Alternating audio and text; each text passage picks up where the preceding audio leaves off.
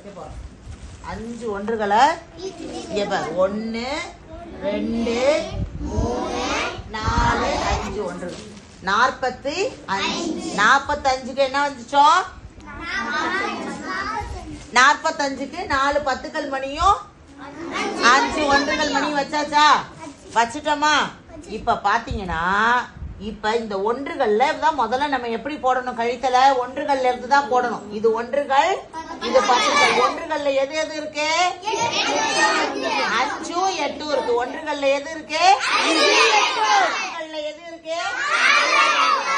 இப்ப எதுல இருந்து எதை கழிக்கணும்? கழித்தல் கணக்குனா முதல்ல ஒன்றுகளை கழிக்கணும். 5ல இருந்து 8 கழிக்கணும். இங்க 5 இருக்குல்ல, நான் 8 கழிக்கிறேன். 1 2 3 4 5 தான் இருக்கு.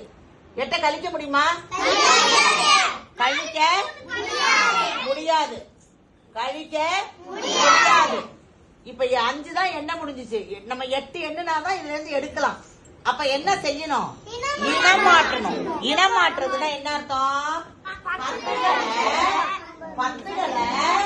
ஒன்றுகளா மாத்தணும். நம்ம என்ன செய்யணும் நல்லா தெளிவா புரிஞ்சுக்கங்க. 10களுக்கு போய் அத ஒன்றுகளா மாத்த போறோம். இங்க 10கள்ல இருந்து என்ன செய்ய போறோம்? ஒரு 10 எடுக்கிறோமா? அப்ப மீதி எத்தனை இருக்கு? இப்ப 5ல இருந்து 8 கழிக்க பார்த்தோம். ஆனா நம்மளுக்கு இல்ல 8 போய் இப்படி இதுல 10கள்ல போய் ஒன்றுகளை போட முடியுமா? அப்ப என்ன செய்யணும்னா இந்த 10களுக்கு பதிலா என்ன செய்யணும்? 10 மணி சரத்தை 10 உதிரி மணியை எடுத்து அதுல வைக்க போறோம். ஓகேவா? 1 2 3 4 5 6 7 8 9 10 10 உதிரி மணி எடுத்து வைக்கிறோமா? இப்ப ஏற்கனவே இங்க எத்தனை இருக்கு? அதோட சேர்த்து நான் எத்தனை வைக்கிறேன்? 10 வைக்கிறேன். இப்ப மொத்தம் எத்தனை இருக்குன்னு பாரு. அப்ப நம்ம கழித்தல் கணக்கு மணி இல்லாம போடும் போது ஒன்றுகள்ல அடங்கல. அப்ப 10களுக்கு போ இனமாற்று. 10ல இருந்து 1 குறை 3 ஆயிடுது. அந்த 10 இங்க உடனே இங்க இதுக்காக தான் மாத்துறோம். எதுக்காக மாத்தணும்? இந்த ஒன்றுகளை அடங்கல அப்படிங்கிறதுக்காக தானே மாத்தணும். அப்ப இதுல என்ன செய்யறோம்? அந்த 10 மணி சரத்தை 10 மணிய ஒரு சரத்தை எடுத்துட்டு உதிரி மணிய நம்ம என்ன செஞ்சோம்?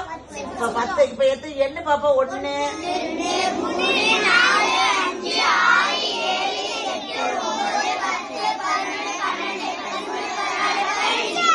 இப்ப புரியுதா ஏன் இது 15 ஆகுதுன்னு? நல்லா தெளிவா புரிஞ்சுச்சா? இப்ப நல்லா புரியுதா? இப்ப புரிஞ்சுச்சா? இங்க ஏன் இப்ப 3 போடுறோம்? இங்க 7 இருக்கு. அத இப்ப இதுல இருந்து நம்ம நம்பரா கழிக்கும் போது மணியை எண்ணி எழுதிட்டோம். இப்ப நம்பரா கழிக்கும் போது எப்படி எழுத சொல்லிருக்கேன் டீச்சர்? 8க்கு அப்புறம் கீழே இருந்து மேல வரைக்கும் நம்ம சொல்லணும். 8க்கு அப்புறம்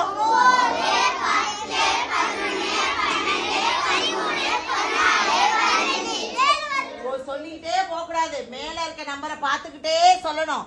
எதுதான் ஆன்சர்? விரல். எது ஆன்சர்? 8க்கு அப்புறம் எண்ணணும். 8க்கு அப்புறம் 9 10 11 12 எண்ணணும். விரல் தான் ஆன்சர். கழித்தல்ல எது ஆன்சர்? விரல் தான் ஆன்சர். புரியுதா?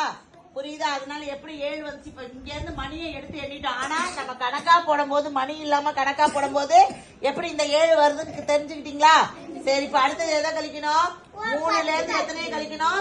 2 10கள். இது ஆட்டோமேட்டிக்கா கழிச்சிடலாம். இப்ப 2க்கு அப்புறம் 2க்கு அடுத்தது 3 தானே இருக்கு. அப்ப எத்தனை விரல் வருது?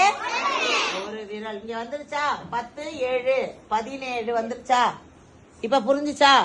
17 வந்துருச்சா? புரிஞ்சுச்சா? முதல்ல என்ன செஞ்சோம்? முதல்ல ஒன்றுகளை பார்த்தோம். ஒன்றுகள்ல மேல இருக்கிறதுல இருந்து கீழே இருக்க நம்பரை கழிக்க முடியுதான்னு பார்த்தோம். மேல சின்ன நம்பரா இருந்துச்சு, கழிக்க முடியல. உடனே என்ன பண்ணோம்? இனமாற்றம். எங்க போனோம்? 10களுக்கு போனோம். 10கள்ல போய் என்ன செஞ்சோம்? 10கள்ல போய் என்ன செஞ்சோம்? ஒரு மணி சரத்தை கையில எடுத்துட்டோம். ஒரு மணி சரத்தை என்ன பண்ணோம்? ஒரு மணி சரத்தை எடுத்தோம். அங்க என்ன ஆச்சு? 1 குறைஞ்சிச்சு. 1 குறைஞ்சதுதான் என்ன செஞ்சோம்? 10கள்ல 4 மணி சரத்தை 3ஆ மாத்தணும். ஆமாவா? அப்ப எடுத்த மணி சரத்தை என்ன பண்ணணும்? எதுக்காக போய் இனமாற்றணும்?